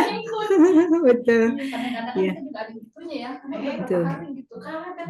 Kalau kalau saya paling Iya. sebelum itu semuanya udah beres ya. Sebelum Iya. itu dia udah ngerti. Cuman sudah kesal aja apa atil gitu ya. Kita pengen cepet sunset. Kalau anak itu suka menyengaja. Kalau disuruh malah jadi malas. Udah niat Bu, Iya. nggak usah disuruh jadi malas gitu. Iya. Iya. Nah, ibu juga lebih males, lebih kecewa gitu karena kamu menunda-nunda Iya. untuk menyimpan hal tersebut kayak gitu. Nah, itu juga bisa disampaikan ke anaknya gitu ya tentang hal tersebut gitu. Nah, ini yang memang kadang-kadang kita pingin cepetnya gitu ya untuk mau 2 bulan lagi, mau 3 bulan lagi nih di sini gitu. Nah, itu bagian dari iya gitu. Tapi iya sambil ngedumel kayak gitu ya. Nah, jebas-jebris kayak gitu ya. Jadi artinya di situ terlaksana sih, tapi terpaksa gitu ya. Tidak, betul kayak gitu. Jadi akhirnya kedekatan kita dengan anak akan terbangun atau tidak? Ya, semakin ada jarak ya, gitu dengan kita gitu. Nah, kalau misalkan kita bisa menyampaikan, misalkan, Nak, Ibu kecewa setelah selesai gitu ya semuanya itu kecewa hari ini gitu pas menjelang mau pada tidur gitu ya. Pas Ibu kecewa hari ini sama kakak apa coba kira-kira sama adik kira-kira apa yang membuat Ibu kecewa kayak gitu. Tebak-tebakan juga boleh gitu. Kayak gitu. Biar dianya juga berpikir sendiri gitu. Hari ini tuh sudah melakukan apa gitu. Biasanya nggak muncul malah nggak kepekaannya kurang. Iya. Kalau kepekaannya kurang, berarti kan dia sudah melupakan tanggung jawabnya tersebut ya, gitu. Berarti kita harus perpendek, tidak di jam mau tidur malam gitu. Tidak setelah semua selesai gitu ya, tapi pada saat kita mau membereskan meja makan gitu. Nah, sini gitu. Kenapa? Jadi jangan sampai anak masih di mana kita sudah teriak-teriak gitu. Tapi panggil, Nak, Ibu mau bicara. Iya apa gitu. Sini ketemu dulu gitu. Sini.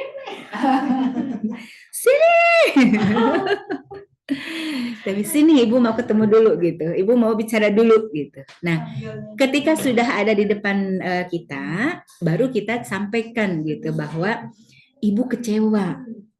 Kamu setelah makan gimana gitu. Gitu.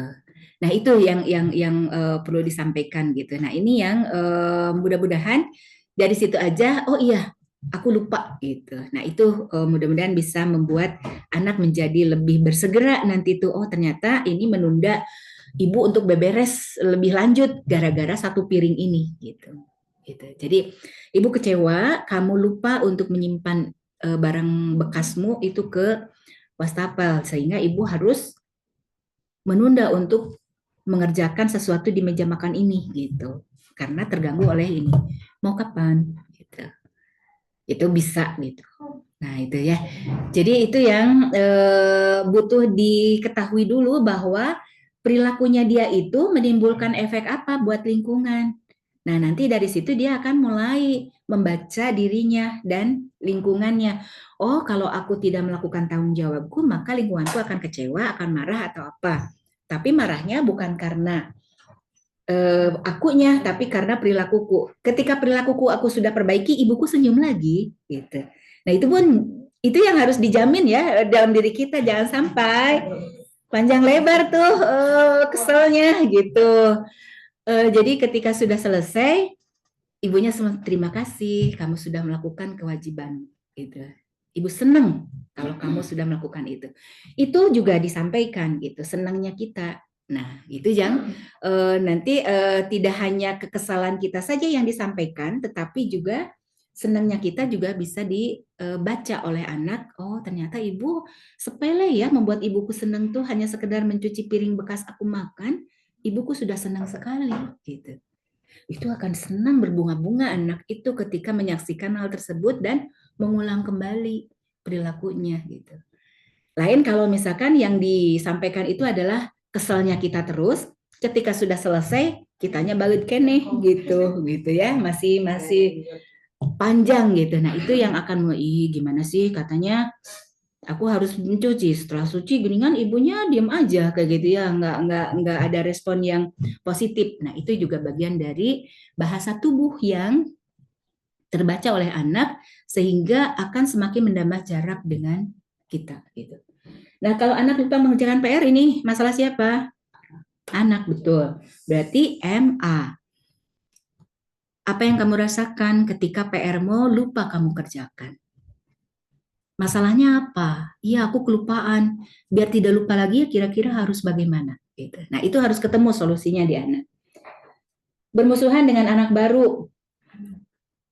Kira-kira masalah anak. Ya, betul. Masalah anak, berarti masalah MA yang harus kita lakukan. Apa sih yang kamu rasakan ketika kamu habis bertengkar dengan anak baru? Gitu. Emang masalahnya anak baru itu kenapa? Kira-kira kalau anak baru itu situasinya bagaimana ketika memasuki lingkungan baru? Gitu. Nah, itu yang butuh untuk diajarkan di anak-anak tuh. Iya ya, kalau anak baru mungkin akan nggak nyaman di lingkungan baru. Terus kamu gituin, tambah gimana? Oh iya ya, tambah nggak enak gitu. Lalu harus bagaimana nanti gitu. Tapi dia hanya nyebelin gitu. Kalau nyebelin berarti sampaikan pesannya gimana gitu. Jadi anak pun bisa menyampaikan pesan dia gitu. Aku kecewa sama kamu anak baru karena datang-datang begini gitu. Nah, itu yang bisa disampaikan seperti itu. Kemudian meletakkan sepatu sembarangan itu masalah siapa? Orang tua, betul. Berarti pesan kita sama kayak tadi. Kesal karena baju seragam belum dicuci. Nah, ini masalah siapa? Bisa anak, bisa orang tua, itu ya kondisinya ya. Kalau baju udah tanggung jawab mereka, nggak jadi masalah ke saya. Kalau nggak jadi masalah berarti masalahnya berarti masalah anak, berarti kita MA gitu, betul. Ya. Nah, itu bagaimana mengkomunikasikan. Nah, ini yang kita pelajari hari ini itu adalah terkait dengan bagaimana berkomunikasi secara umum terlebih dahulu ke anak. Nanti secara khusus spesialnya itu sebetulnya ada bagaimana kita memperlakukan anak perempuan, bagaimana kita memperlakukan anak laki-laki, itu berbeda gitu. Ya, tapi tadi menyambung dengan kasus yang tadi Ibu sampaikan gitu ya. Itu berarti pertama yang harus kita lakukan itu adalah di bondingnya lebih dulu ya. Bondingnya itu yang harus kita tanyakan. Ini anak nyaman nggak dengan kita?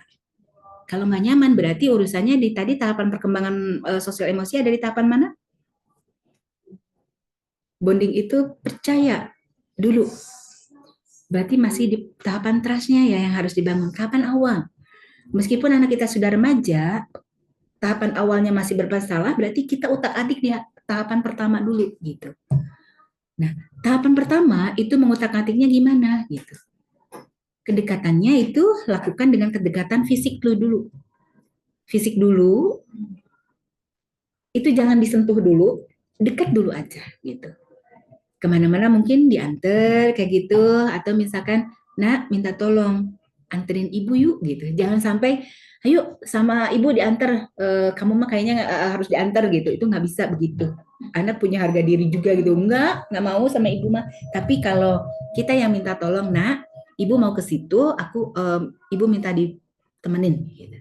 Nah, ketika kita minta ditemenin, paling tidak anak akan merasa bahwa aku dibutuhkan sama ibuku, sama orang tuaku, sama ayahku gitu. Nah, itu dijalani, dipersering melakukan hal tersebut, nanti lama-lama ngobrol ini itu gitu. Bisa sambil di kendaraan, dibonceng di belakang atau di samping gitu ya, duduk di jok di samping kita gitu ya. Itu bisa sambil ngobrol tentang apapun. Mau tentang apa yang kejadian di jalan, itu dibahas misalkan, atau tentang apapun yang mungkin kejadian juga di sekolah. Tapi biasanya rada sulit juga ya untuk bisa membuat anak bercerita tentang apa yang terjadi di sekolah gitu. Nah, untuk bisa sampai punya tema yang nyambung dengan anak, maka kita kenali. Kira-kira anak di sekolah sedang pelajaran apa, sedang hektik apa, sedang kesulitan apa, atau temannya sedang seperti apa. Nah, itu yang butuh untuk dipahami di anak-anak kita. Gitu. Itu menjadi jembatan. buat kita ngobrol dengan anak-anak. Nah, kalau anak sudah bisa diajak ngobrol, maka rumusnya itu adalah ada 4 ini tahapan: dengarkan, dengarkan, dengarkan, baru arahkan. Jadi jangan banyak mengarahkan dulu gitu, hanya dengarkan aja. Nanti kalau sudah, maka dengarkan, dengarkan, arahkan, arahkan, bisa win-win solution, bisa sama kuatnya gitu. Nah, itu yang bisa dilakukan gitu. Jadi usahakan ada special time berduaan gitu. Nah, berduaan ini itu apapun boleh dilakukan, mau masak bareng di dapur, diam-diam sementara nggak apa-apa. Bongkar resep, sambil bongkar resep gitu ya. Misalkan dia ingin masak apa atau kita tawarkan untuk masak apa, bareng di dapur gitu, nanti lama-lama akan ada komunikasi bahwa bedanya terigu dengan aci sampo itu seperti apa gitu ya. Itu juga bisa menjadi bahan diskusi mulai dari yang sederhana terlebih dahulu gitu. Nah, itu yang mudah-mudahan bisa terbangun si bondingnya atau kedekatan dengan anak-anak kita itu gitu. Kemudian kalau dia itu karena kalau masuk usia remaja itu sebetulnya saatnya anak itu memang sudah mulai bergeser dari dulu itu kan awalnya dekat dengan orang tua, papa orang tua, kata papa aku, kata mama aku. Ketika masuk ke teman sebaya, kata teman aku, ke sekolah ya, ke TK dulu, kata ibu guru, kata pak guru gitu. Tapi ketika masuk ke remaja itu kata teman aku gitu. Nah, orientasinya ke teman. Nah, ayah dan ibu jangan cemburu ketika anak-anak itu bilang teman aku begini gitu. Nah, itu yang didiskusikan jadi bahan diskusi gitu. Bahwa kondisi keluarga kita seperti ini, kondisi keluarga teman kamu tahu nggak seperti apa gitu. Wajar nggak kalau teman kamu punya cara penyelesaian di keluarganya seperti ini? Kalau kita pakai cara seperti ini, apakah sesuai dengan kondisi atau situasi di kebutuhan keluarga kita atau tidak gitu. Nah, itu yang butuh untuk dipastikan bahwa ini memang solusi keluarga kita gitu. Nah, kalau teman kamu kondisinya seperti itu, kamu ingin seperti mereka, kira-kira mungkin atau tidak? Nah, itu adalah bagian dari yang perlu untuk didiskusikan bareng sama anak-anak tersebut gitu. Nah, adapun ketika di sekolah itu ternyata dia bisa dekat ke guru-gurunya gitu, berarti kan sebetulnya dia butuh untuk bisa dekat. Hanya ada masalah si benteng psikologis yang belum selesai. Inner child-nya belum selesai. Nah, ini yang butuh didobrak dulu, diruntuhkan dulu. Mengikisnya tidak mudah. Tapi biasanya special time itu akan memakan waktu yang lama gitu. Memakan waktu yang lama, tapi lama-lama akan terkikis juga gitu untuk bisa mendobrak hal tersebut. Gitu.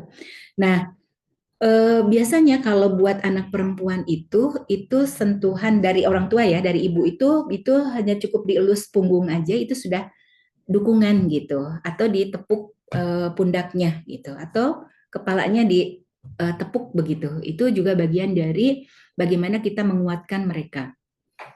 Gitu.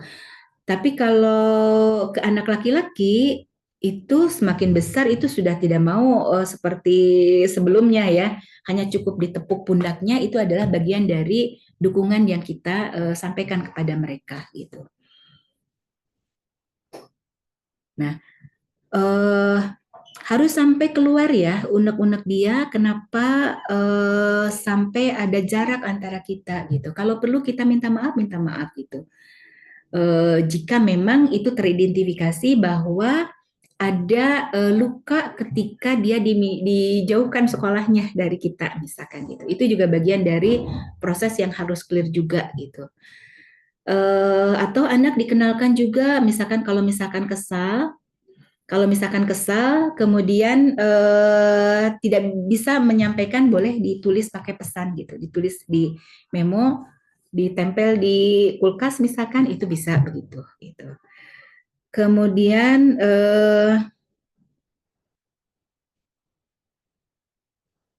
Ya, anak perempuan itu sensitifnya cukup besar ya.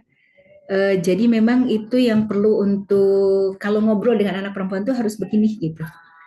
Tapi kalau dengan anak laki-laki itu beda gitu. Kalau anak laki-laki menatap mata anak laki-laki itu cukup 5 detik aja cukup anak sudah nggak enak nyaman untuk ngobrol tatap mata dengan kita. Jadi ketika ke anak laki-laki itu kita tidak bisa menuntut lihat mata mama gitu. Eh, Anak ngelihat 5 detik, 5 detik udah nggak sanggup lagi ngelihat mata ibunya gitu. Tapi kalau anak perempuan itu butuh gitu, butuh apa namanya satu satu satu ketinggian gitu ya untuk melihatnya gitu. Kemudian kalau dia berbicara itu saat kita sedang melakukan sesuatu simpan dulu dan kita hadapkan ke dia gitu. Itu teknik buat anak perempuan.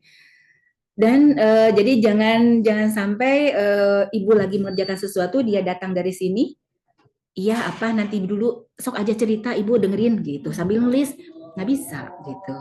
Itu merasa tidak dihargai kalau seperti itu.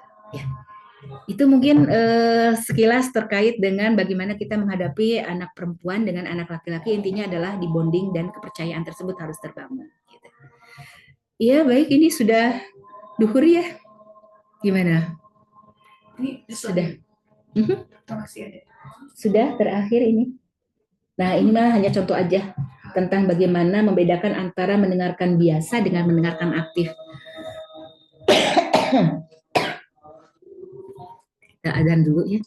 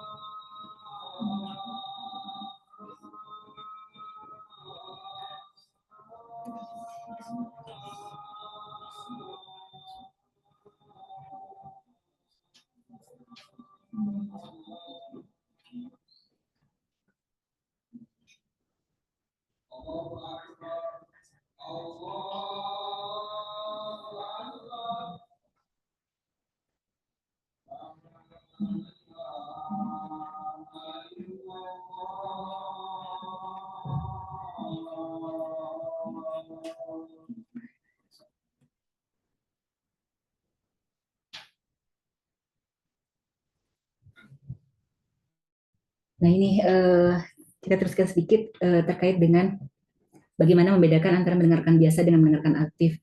Ini ilustrasi saja gitu ya. Ketika anak datang, dia bilang, aku benci Bu Lilis gitu. Nah, ketika respon ibu ketika mendengarkan biasa itu biasanya ngomongnya kok gitu, kamu harus hormat pada gurumu. Itu apa namanya yang sering kali kita dengar ya. Nah, kalau yang dimendengarkan aktif itu kita apresiasi dulu. Kamu kedengarannya lagi kesal ya. Nah, itu adalah bagian dari bagaimana kita mengidentifikasi si perasaan tersebut. Kemudian anak itu biasanya akan menjawab, Ibu Lilis bikin malu aku. Ia marahin aku di depan teman-teman. Sama aja gitu ya, penjelasannya Ibu Lilis marah-marah sama aku di depan temanku dan gak jelas alasannya marah gitu. Tetap mencari alibi ya si anak tersebut, mau di MA maupun di yang biasa. Kemudian Ibu Lilis pasti marah karena kamu berbuat salah ya kan? Ini apa artinya? Menjudge, betul, yaitu atau mendiagnosa juga gitu ya. Tapi kalau dimendengarkan anak, wah kamu pasti malu dan kesal. Kemudian ibu meninggalkan pekerjaannya lalu tekun untuk mendengarkan anak gitu. Kemudian berikutnya, nah ketika dijudge begitu, anak pasti akan bilang ih ibu cerewet kayak gitu, karena merasa sudah terpuruk ditambah lagi gitu ya. Kemudian dimendengarkan aktif, ya kadang-kadang aku memang lupa bawa alat sekolah gitu. Nah itu akhirnya membuat anak pun menjadi terbuka di situ. Kemudian ibu jangan bicara kayak gitu sama ibu. Ketika dibilang cerewet, ibu kan balik nggak enak ya. Kemudian dimendengarkan aktif, ketika anak bilang, iya kadang-kadang aku lupa, dan sebenarnya kamu nggak ingin lupa kan? Gitu. Nah, dari situ saja itu sudah memancing solusi itu dari anak gitu. Bahwa kalau dimendengarkan aktif, iya makanya mulai besok sebelum tidur aku akan menyiapkan dulu alat sekolahku. Nah, itu adalah bagian dari mendengarkan aktif yang akhirnya anak ketemu dengan solusinya. Tapi ketika mendengarkan biasa, itu anak akan memutus pembicaraan itu dengan kesal gitu. Iya, aku salah, aku terus saja yang salah. Ibu yang selalu benar, ibu nggak ngerti perasaanku. Nah, ujungnya ke sana gitu. Nah, ini mudah-mudahan ketika kita bisa melazimi bagaimana kita mendengarkan aktif, bagaimana kita menyampaikan pesan kita, mudah-mudahan anak akan terbangun tadi inisiatif sama kepercayaan dirinya untuk bertanggung jawab dengan apa yang harus menjadi tugas mereka gitu. Nah, pertama kalau ke anak perempuan itu yang tadi bahwa kita harus membangun bondingnya itu betul-betul lebih intens gitu ya. Ibu yang sudah dilakukan untuk anak laki-laki itu sudah betul banget gitu bahwa dia dipancing untuk kesadaran dia untuk menjadi leader suatu saat karena itu memang adalah bagian dari perkembangannya laki-laki ketika dia sampai pada tahapan remaja. Si otak itu kondisinya sudah sama kuatnya dan hipotalamus juga sudah mulai berkembang. Si hipotalamus berkembang itu ingin menjadi hero, ingin menjadi pemimpin gitu. Dan ketika dibilang bahwa iya, karena kamu suatu saat itu akan menjadi pemimpin. Nah, ketika itu sudah memancing si otaknya untuk bisa membuat dia agar bertanggung jawab dan dia akan mempertahankan si perilakunya tersebut untuk terus melakukan sesuai dengan rules sebagai seorang laki-laki tersebut gitu. Tetapi kalau seringkali anak laki-laki seringkali dimarahi kayak gitu ya, anak perempuan juga seringkali tidak didengar perasaannya, itu yang akan membuat bagian tertentu dari otak anak itu akan semakin mengecil sampai akhirnya tidak berani untuk membuat keputusan sendiri gitu.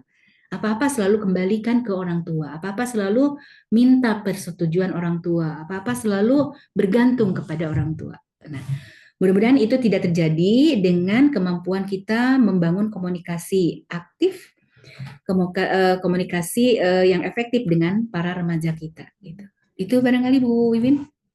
Oke, terima kasih. Kita buka forum pertanyaannya. Iya. Enggak, Bapak Ibu yang di Zoom, kalau ada yang mau saya stop share saja dulu ya.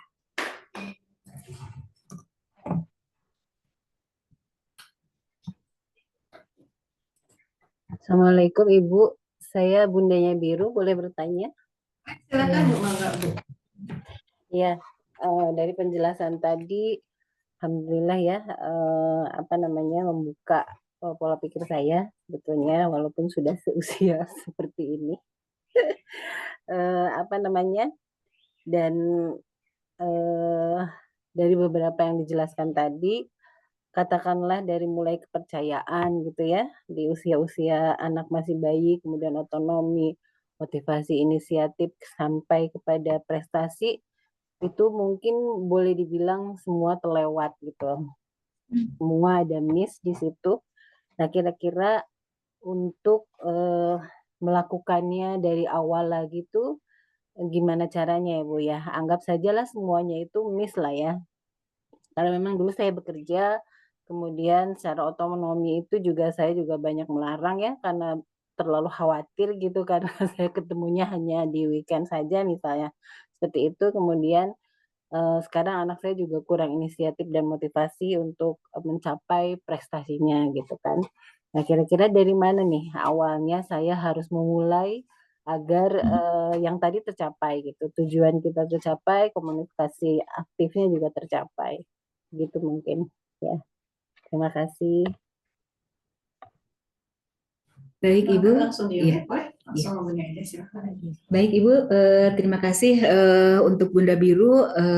Dalam kondisi demikian, berapapun usia anak, berapapun usia, walaupun itu sudah dewasa sekalipun, ketika permasalahan utamanya masih ada di tahapan pertama, maka kita harus turun ke tahapan pertama. Gitu. Nah, turun ke tahapan pertama, apa yang harus dilakukan biasanya? Itu special time yang paling penting tuh gitu untuk dilakukan. Special time di masa remaja memang agak sulit ya kondisinya. Jangankan untuk special time berduaan gitu ya, diajak bareng keluar untuk bersama, misalkan ada hajatan paman siapa kayak gitu, itu sudah tidak mau seringkalinya. Tidak mau pergi bersama dengan keluarga gitu. Inginnya sendirian aja di rumah gitu. Tetapi kita bisa masuk dari apa yang dia minati. Special time itu bisa dilakukan dengan apa yang dia minati. Kalau misalkan dia sukanya bongkar pasang mesin misalkan kayak gitu, berarti kita luangkan waktu untuk peminatan dia itu terkait dengan bongkar pasang mesin. Misalkan ayah yang lagi bongkar kendaraan, ikutkan dia, nak bantuin ayah gitu. Nah, dari situ bisa ngobrol banyak hal terkait dengan permesinan tersebut. Sampai dia percaya bahwa, oh ayahku sekarang hadir untukku untuk membahas masalah mesin. Gitu. Kemudian aku membongkar, membuka skrup pakai apa, pakai tang yang mana, ataupun benda alat peralatan yang mana, itu dibolehkan. Gitu. Akhirnya dia akan merasa bahwa, oh, aku ternyata bisa ya menyelesaikan bongkar pasang mesin ini itu dengan sendiri, dan nanti akan muncul inisiatif. Aku akan melakukan hal tersebut nanti kalaupun ayah nggak ada, aku sudah tahu nih ini masalahnya karena apa. Nanti inisiatif akan muncul sendiri, lalu akan muncul keinginan untuk berprestasi, menyelesaikan, aku mah nanti akan memodifikasi sepedaku gitu. Nah, itu nanti mudah-mudahan bisa sampai ke sana gitu. Atau kalau dia sukanya itu memasak ke dapur, walaupun laki-laki nggak apa-apa, misalkan ke dapur sama-sama, misalkan itu bongkar resep sama-sama, mangga silahkan gitu. Tapi nanti lama-lama akan ada proses diskusi dengan ayah atau dengan ibunya saat di dapur tersebut gitu. Atau misalkan dia sukanya kebetulan sukanya musik gitu Bu. Misalnya main musik sama-sama gitu. Ayah sama ibu main musik gitu, bikin band sendiri barangkali gitu ya. Seru banget itu. Atau misalkan yang satu main musik, yang satu nyanyinya gitu. Itu kan nyambung ya. Nah, intinya adalah mencari minat ataupun aktivitas yang bisa menggabungkan semuanya gitu. Kalau misalkan perlu berduaan, mungkin bisa mencari spare part dari alat musiknya yang rusak, itu pergi berdua kemana, sengaja dibikin keliling-keliling dulu biar punya waktu lebih banyak untuk ngobrol berdua dua misalkan kayak gitu. Pokoknya dicari Dalam proses itu tuh harus tercapai sampai dia apa namanya keluar inisiatif atau kita hanya spend time aja gitu, Bu? ya. Itu harus dirutinkan special time itu. Hmm. Kalau dari teorinya sih 20 menit per hari per anak ya. Oh gitu, oke. Untuk apa namanya berduaan dengan ibu saja dalam Mhm. sehari itu. Lalu ada juga berduaan dengan ayah saja dalam sehari itu. Oke. Lalu bagaimana kalau ada salah satu dari orang tuanya yang di luar kota, misalkan kayak itu bisa ditempel di Sabtu atau hari Minggu itu 2 jam misalkan pergi kemana berduaan gitu. Itu bisa dilakukan seperti itu gitu. Nah, Baik. itu sampai akhirnya terbangun trust. Oh, ibuku ada untukku walaupun ibu sibuk banget, tapi bisa meluangkan waktu 20 menit per hari untukku gitu. Nanti lama-lama dia akan percaya, lama-lama akan cerita gitu. Kalau kitanya tidak sering tadi menghilangkan yang 13 gaya bahasa tradisional itu tidak dilakukan lagi, itu lama-lama nanti anak akan mulai percaya, aku didengar ya gitu. Nanti setelah dia merasakan aku didengar, maka dia mulai mau mengungkapkan, inisiatif mau mengungkapkan apa yang ada dalam isi pikiran dan perasaannya. Karena dia percaya aku didengar. Gitu. Nah, nanti akan muncul otonomi, inisiatif, insya Allah sampai ke identitas diri pun itu akan terbangun ketika kita seringkali mendengarkan apa yang dia ungkapkan dan nanti lama-lama bonding itu akan terbangun, benteng psikologis itu akan runtuh di antara ibu dan anak atau dengan ayahnya gitu. Itu mungkin Ya. Ibu. Baik, terima kasih Ibu. Sama Bunda Bidu. Assalamualaikum. Waalaikumsalam warahmatullahi. Tadi ada Bu Nur Hasanah yang raise hand. Ya, terima kasih Bu Nia. Sama-sama Bu. Saya ibunya Adin. Izinannya Bu ya, tentang ini nih kalimat yang sakti dari orang tua. Seperti yang disampaikan tadi tuh ya. Tuh kan, Ibu bilang juga apa. Banyak. Enggak sama Umi kemarin. Nah, gitu-gitu ya. Kata sakti. Itu kan kalau kita sudah punya kata sakti gitu tuh susah sekali Bu merubahnya ya. Rasanya kalau untuk spontan, ya namanya karakter ya. Karakter yang terbangun sekian puluh tahun mungkin ya. Yang ingin saya tanyakan adalah, ada nggak ya maksudnya cara, kalau memang kita sudah terbiasa dengan kata-kata sakti, tapi si anak juga memahami bahwa itu suatu bentuk kasih sayang kita gitu ya, bukan bentuk penyalahan kepada anak gitu. Mungkin Bu.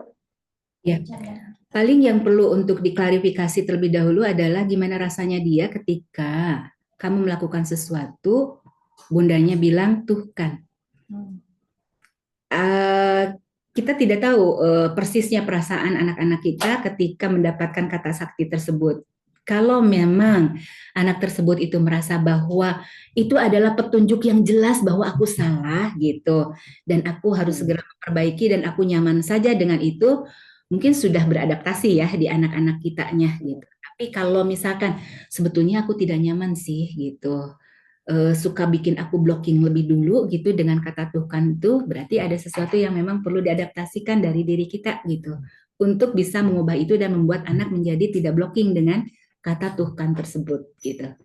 Jadi tetap digali dulu secara eksplisit anak nyaman atau tidak dengan kalimat yang sudah terbiasa di bundanya tersebut gitu.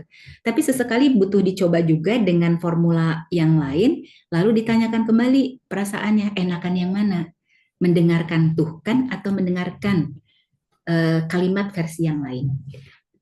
Ya. Mungkin itu Bun. Oh ya, terima kasih Bu masukannya.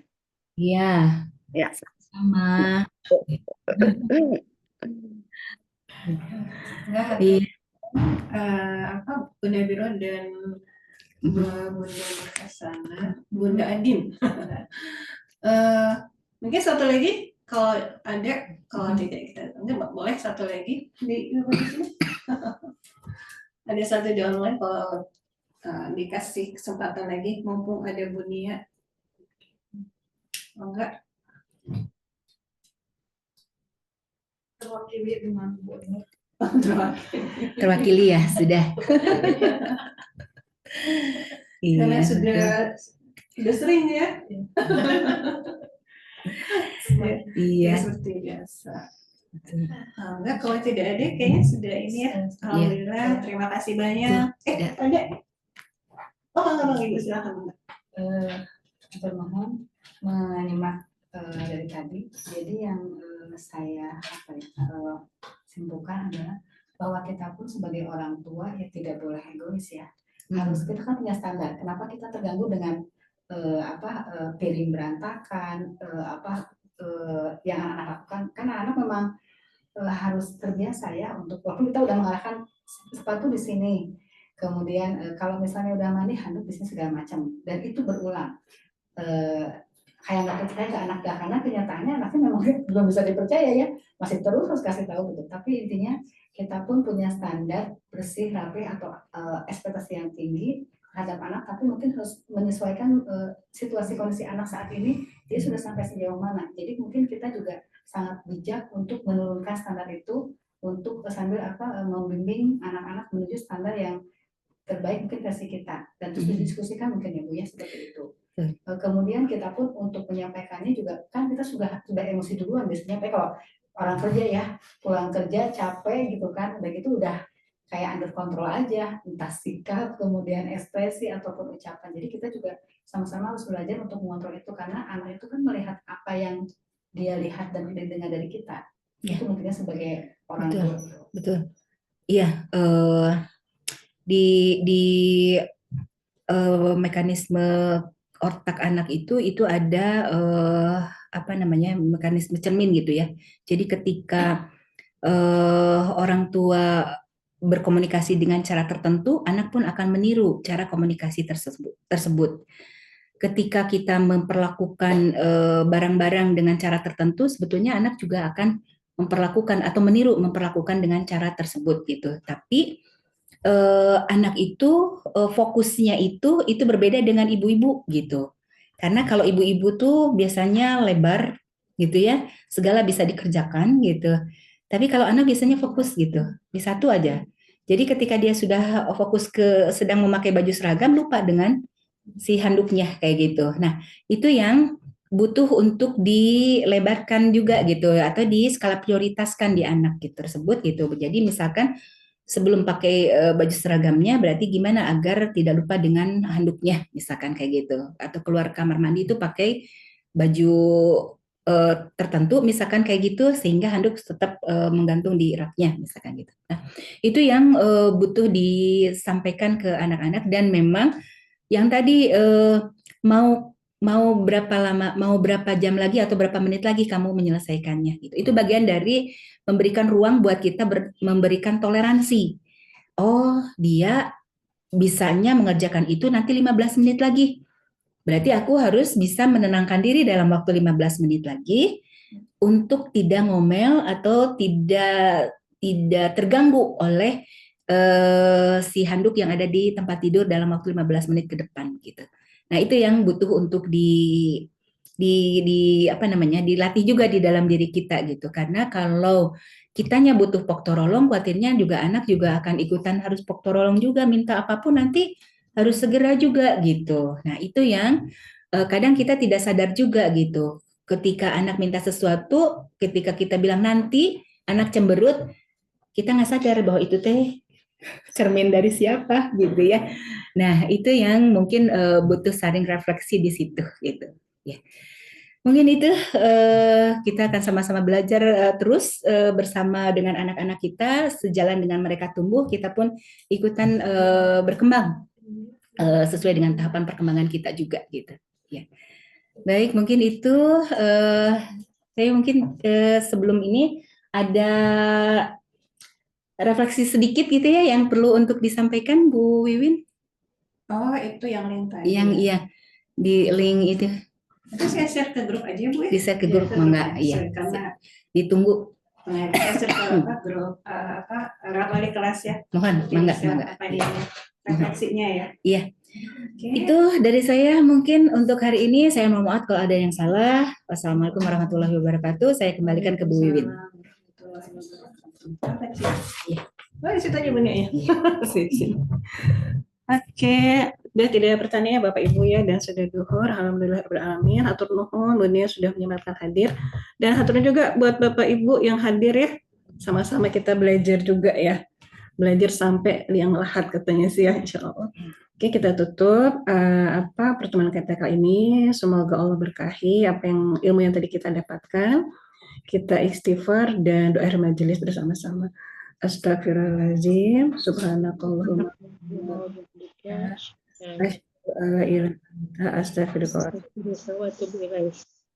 Assalamualaikum warahmatullahi wabarakatuh. Waalaikumsalam warahmatullahi wabarakatuh. Terima kasih ya. Terima kasih semuanya. Sama-sama.